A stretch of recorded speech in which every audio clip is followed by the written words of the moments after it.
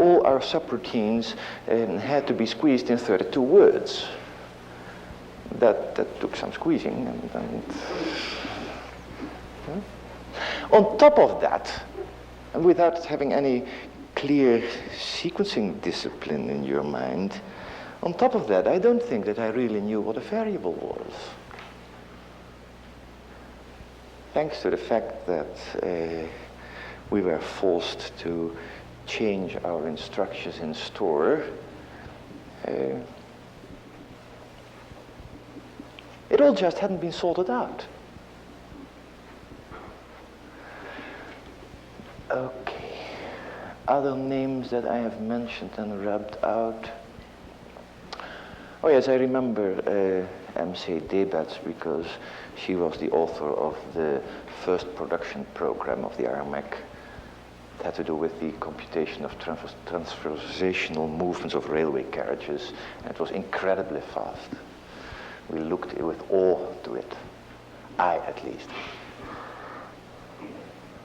She was bound to become Mrs. Dijkstra a year later.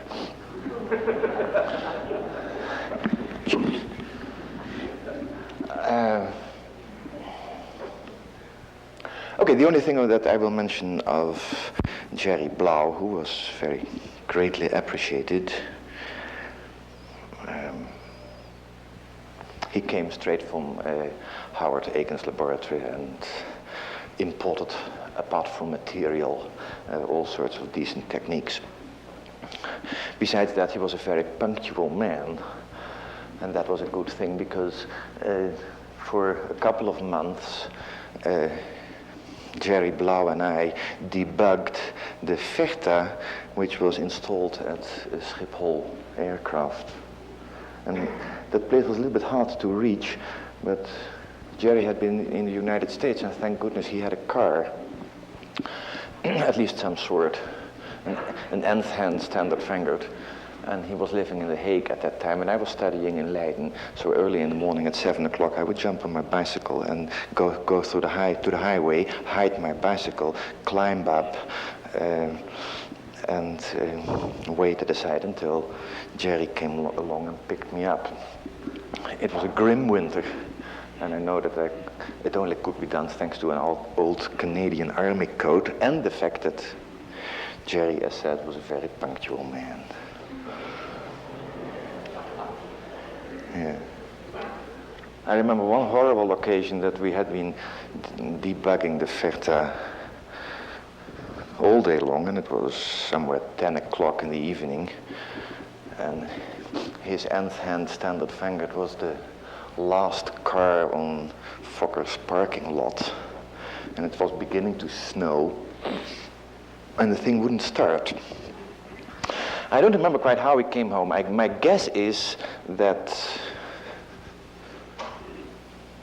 Jerry Blau fixed it himself, fixed another bug that day. Okay. Well, that's enough of history, I think. Now, I would like to combine what I knew, what I had understood, and what I have seen this last week. I beg your forgivingness, because part of it looks like and is perhaps a pointing out between the contrasts between what happened in Europe and what happened in the United States. Now, please realize that if I'm going to have to formulate that, I have to do that very, very carefully in order to avoid the impression that I'm just raking up the stale controversy between the old and the new world. Huh? You know that controversy, full of overcompensated inferiority complexes at both sides. That is not my intention. Huh? But this had to be written in a hurry, and if you think that you listen, that you hear in my words the raking up of that old controversy, please correct my words mentally.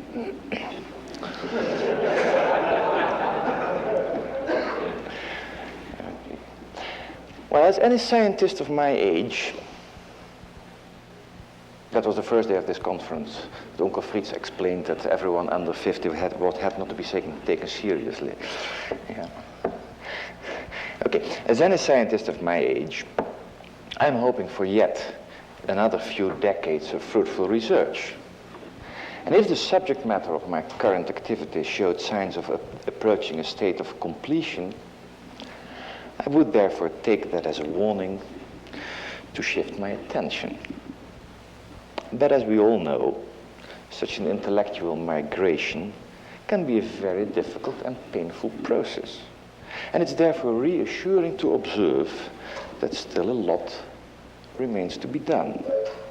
It is for me, at my age, a personal pleasure to observe that computing science is still very immature.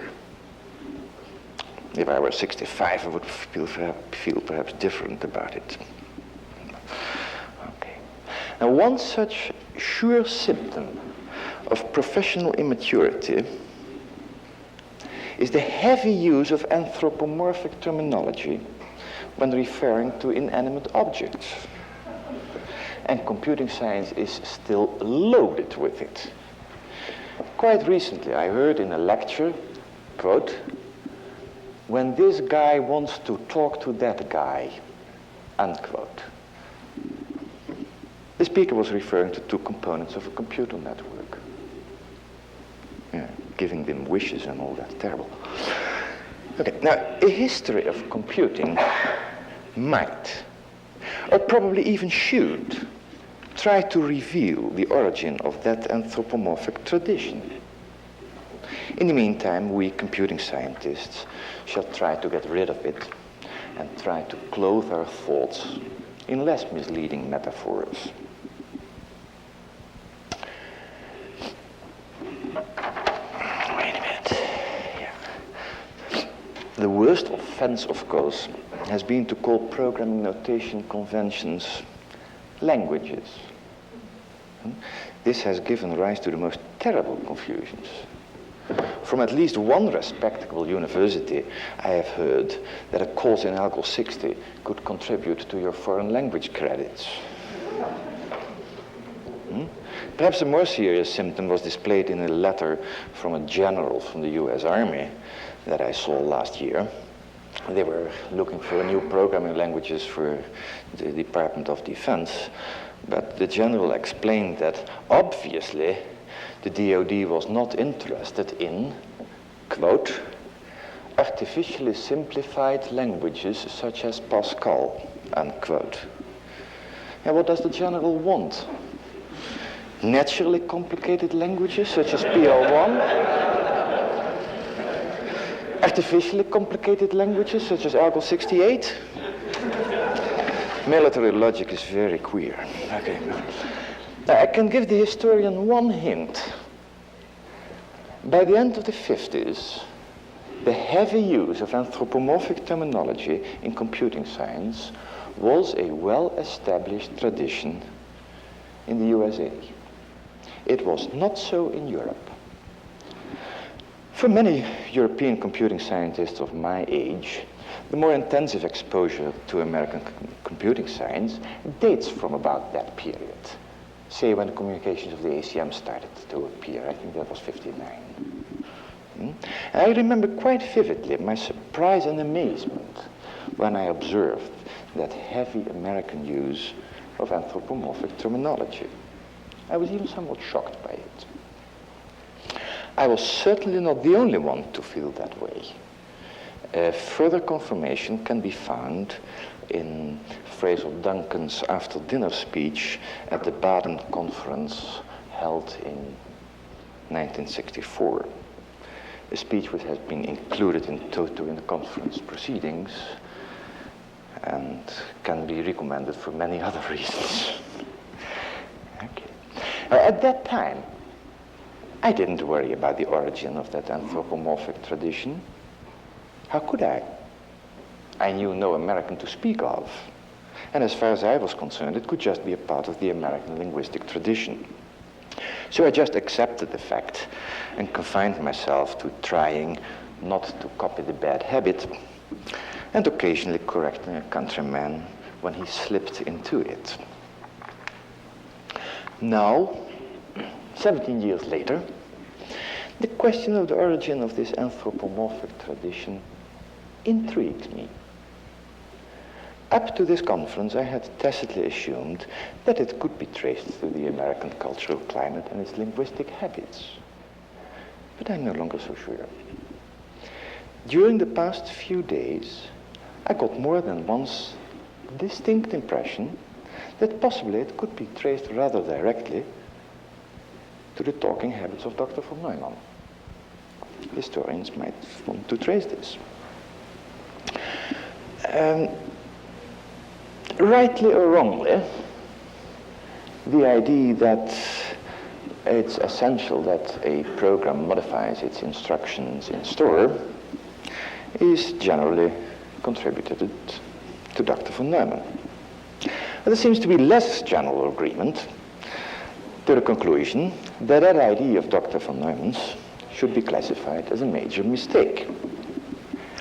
Now, exactly because Dr. von Neumann was such a great man, we must beware of the danger that our deserved admiration deteriorates into the undesirable worship that blurs our vision. I would bet that if we hadn't had such great admiration for von Neumann, the B register had been invented earlier. Okay, the above remarks have been triggered by the first few days of this research conference on the history of computing, by the remarks about the history of IDs, and by the consideration that the old tradition of the Roman Catholic Church requires that in the process of canonization, one of the cardinals performs the function of the devil's advocate. And up till now, no one seemed to have performed this function at this conference with respect to Dr. von Neumann. I therefore took that role, in spite of the warnings that St. Johnny is already a de facto standard, and that I would be stoned from the stage. I was particularly grateful for that last warning because it taught me a new expression. Anyway. I sensed something else, but I'm quite uncertain how to explain this to you. I've never spoken about it very much, and I'm not at all sure whether I shall be able to find the right words and expressions. I felt a strong analogy between an old issue among circuit designers and a modern issue among language designers.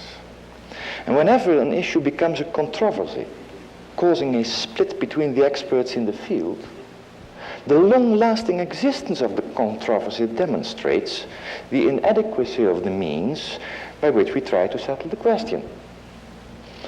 I got a glimpse of the way in which the old hardware question remained unsettled for many years, and suddenly realized that today's programming issue is in danger of remaining unsettled in exactly the same way for perhaps an equally long period of time. As that would be a profound disaster, we programmers could perhaps learn something of the causes that made it so long, so difficult for the hardware community to make up its mind. Let me sketch to you roughly the old hardware issue that circuit designers for clocked machines faced right from the beginning. In a clocked machine, there are basically two types of circuit possible.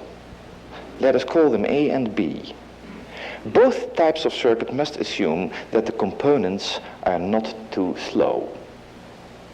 Well, this is obvious because an infinitely slow component is a component that doesn't work at all, and you can't be expected to make a working machine from non-working components. The difference is at the other end. While in a type A circuit, components are allowed to be infinitely fast, we have to assume for a type B circuit, in addition, that the components are not too fast. In type B circuitry, awful things would happen if components produced an instantaneous response. Proponents of type A circuitry felt that type A circuits were safer. If components turned out to be too slow, one could always change to a clock with a lower pulse rate, without running the risk that in the changed environment, other components would turn out to be too fast. Proponents of circuitry B pointed out that type B circuits needed fewer valves, and that by means of choice of sufficiently wide safety margins, the existence of a pulse rate suitable for all circuits could easily be guaranteed. The result was a complete deadlock that has lasted for about 20 years. But it so happens that there exists a completely different argument that nearly always should overrule all other considerations. In my innocence, I thought that it had settled the matter 10 years ago, but after a few discussions here in Los Alamos, I am less certain. The argument is that style A circuitry admits the separation of two important concerns that with type B circuitry remain inextricably intertwined. Because a type A circuit should also be correct for instantaneously working components, we can study it under that idealization. That is, under the elimination of timing considerations. We can check that the circuit will produce the correct result. A completely separate argument then has to show that the result, whatever it may be, so to speak, will be produced fast enough. Style B circuits do not admit this separation, and the total question has to be dealt with intertwined. Now, not separating concerns of which the separability has been discovered is always defended with the argument that you don't need the separation because you can cope still quite well with the complexity of the intertwined combination. Now, while this may be perfectly true for the specific case at hand, the refusal to separate consciously induces a style of designing and thinking that tends to block drastic progress. So for your own education, you should always choose type A circuitry for your design. It may take a few more valves, but that's easily gained back because your machine is much easier serviced. Now for the analogy. When you're programming, correctness of the result and cost of execution are among your major concerns. Both concerns are so important and each by themselves sufficiently demanding that we should try to separate them completely. But that means that while worrying about the correctness of a program, its execution should not need to enter your mental picture at all. Similarly, when worrying about the costs of program execution, we shouldn't need to worry about what result the program is supposed to produce. But this time, the possibility of separating the concerns depends on the programming language and in the way in which it has been defined. The controversy among language designers I was referring to is whether or not to define programming language semantics via an interpreter. Because the definition of the semantics via an interpreter intertwines meaning and interpretation as executable code right at the bottom. You can expect trouble when you try to disentangle them again. And on account of the above considerations, I'm absolutely certain that a necessary condition for progress is a definition of programming language semantics independent of any underlying computational model. But I leave it to future historians to figure out whether the fact that I have now pointed this out for this important audience has made any difference at all. Thank you for your attention.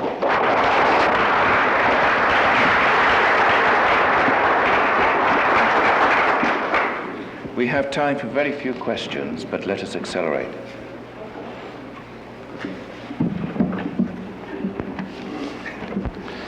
Van Wijngaarden. There are 2 points in which I disagree with what the speaker has said. Only two? The first one is that the drums at the mathematical center run at 50 and 60 revolutions per minute respectively. It was 50 and 75. Per second they did. The second point in which I disagree I won't mention because I think the speaker is sufficiently excused by the age of Dijkstra.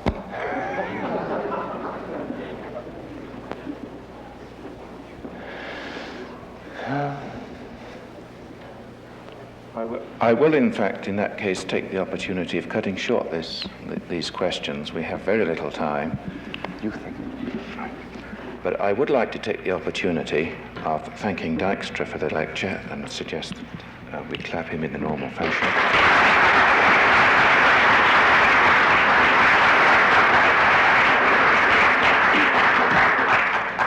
I would also like to steal a minute or two to thank the organizers of this conference. It is a conference which I have enjoyed myself intensely, and I know that that has been shared by most other people. It is the only conference that I have ever been to where I have attended all the lectures and enjoyed them and found information of considerable use to me about things which I thought I knew and did not know. And I do not quite know how we can properly appreciate the efforts of the organizers, Nick Metropolis and Jack Walton. We haven't really time enough to thank him properly now, but nevertheless, I think the statement should be made. Nick Metropolis did ask for a few seconds to talk to you before we depart. We have, I think, about 6 minutes left to attain the bus, so this does give us time for a few seconds. But before that, I think we should applaud the efforts of the organizer, which are not only...